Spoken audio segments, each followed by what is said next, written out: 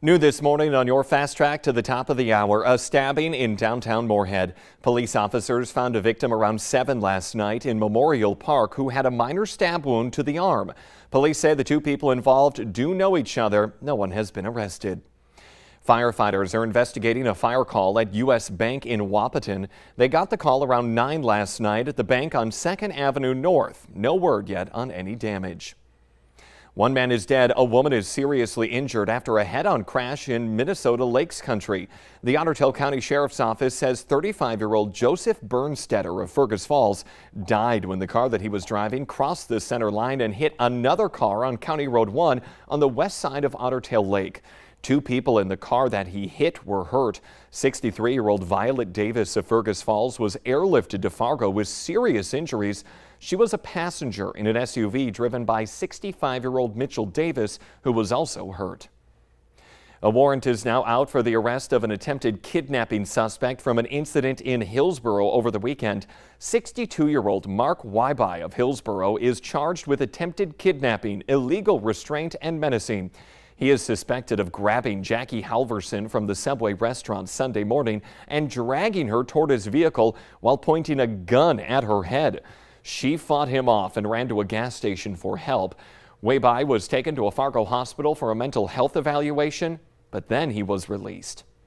Just about 6:53 on our Friday morning. Now let's check that fast track forecast with Lisa Green. Good morning, Lisa. Good morning. We've got a beautiful start to our day. Lots of sun out there for most areas and good weather for that morning drive. Traffic picking up here this morning in Fargo. And a look at our conditions. It's a little cool still. Another morning where you can roll down the window in your car and let in that cooler air. 52 degrees in Bemidji, 54 in Fergus Falls. Devil's Lake is at 55. Grand Forks just at 50 degrees and Fargo's at 52. Thief River Falls checking in also at 52. So I mentioned most areas enjoying sun. There are places with some fog. Wadena, one of those spots. We're at a half-mile visibility there. Over in eastern North Dakota, our visibility is looking much better, though from time to time we've seen some numbers come down, but it really is more into northwest Minnesota where we've been dealing with some dense fog. Right now, Fosston still at 0 for visibility, half-mile in Hallock. Here's a look at our forecast for today. Looking pretty good if you want to hit the pool or head out to the lake. We're looking at 79, sunny, warm, less wind. The weekend will be hot and muggy, making you want to hit the water or stay in some air conditioning. We'll need to watch out for a chance for some storms starting later in the day on Saturday. And keep the VNL weather app handy to track those. Lisa, thank you this morning. 6:54 now. August 27th could be the new date that North Dakota's abortion trigger law kicks in.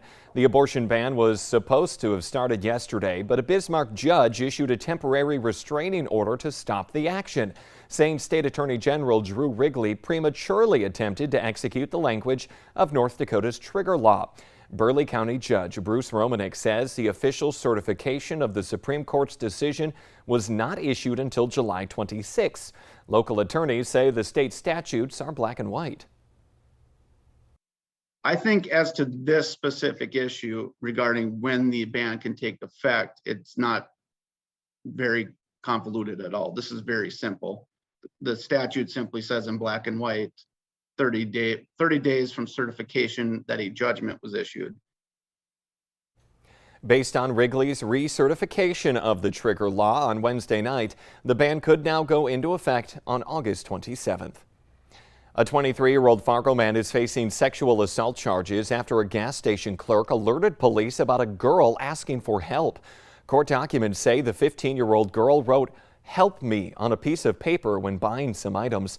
She was in a car with 6 men on their way to a barbecue and claims that Michael Allith assaulted her as another man pointed a gun at her. Democratic state senators in North Dakota are calling for a pair of investigations into the Attorney General's office.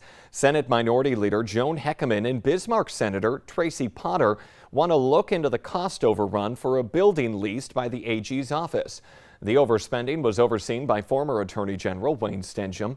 The senators claim the agency used appropriated funds improperly. If we wait too long to try and find solutions, things are going to fade away and we're not going to get good information. Today, I asked for a complete investigation of the situation, mainly because the former Attorney General had no authority to move money from salaries to pay for the lease or the overrun. The senators also want a full investigation into the deletion of former AG Wayne Stenjum's email account last week. Current Attorney General Drew Wrigley announced that his office had conducted an internal investigation and he considers the case closed. Heckman says she wants the governor to initiate a probe into the AG's office. Retired Clay County Sheriff Bill Berquist is suffering from Alzheimer's and is now in hospice care. Berquist retired in 2019 after more than 40 years in law enforcement. He spent his last 16 years as Clay County's top cop. The Fargo Dome may be getting an expansion, and the city of Fargo plans to beef up one of the performing arts centers in town. Those are just a few of the big ideas discussed at yesterday's mayoral budget meeting. Tim Mahoney also announced some new anti-flooding infrastructure that will be installed at diversions all around the city. The groundbreaking for those is next week. Blues notes may be echoing throughout the Valley when the Fargo Blues Festival kicks off their lineup today. The Valley Today's Jillian Trudeau reports live from North Fargo this morning with what you can expect to hear. Good morning, Jillian. Good morning, Jordan. I'm at the Newman Outdoor Field here where they're setting up for the Fargo Blues Festival. Gates open at 1, bands start playing at 1:30. There's 13 bands, and we're actually sitting here enjoying one of the bands in the lineup, the Blue Whalers.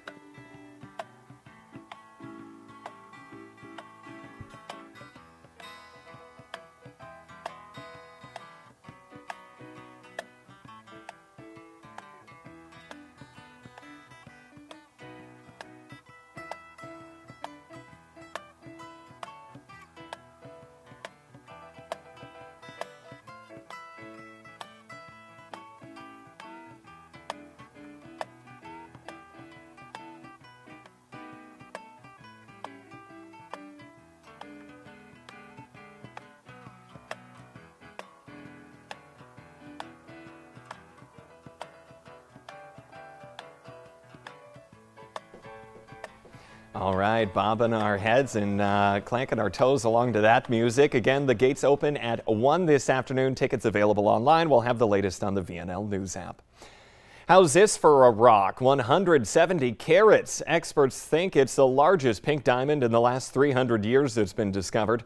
It was unearthed in Africa. Experts say that only 1 in 10,000 diamonds found are colored. Might weigh your hand down if you put it in a ring. A skeleton of a Gorgosaurus dinosaur sold for more than $6 million at Sotheby's last night. That makes it one of the most valuable ever sold. The dinosaur roamed the earth some 76 million years ago. It's about 10 feet tall, 22 feet long. That dinosaur is a close but somewhat smaller relative to the more famous T-Rex. Right in the middle of a hot and sticky summer for most, Velveeta is making a cheese-infused vodka martini, garnished with a cheese drip and cheese-stuffed olives. Might sound gross, however, apparently it is refreshing. Now, that's not my word. That's according to the director of operations for the BLT restaurant group, which is featuring the Veltini on its menus. They say it's a very smooth texture. Remember, you can join us here Monday morning. Have a great Friday.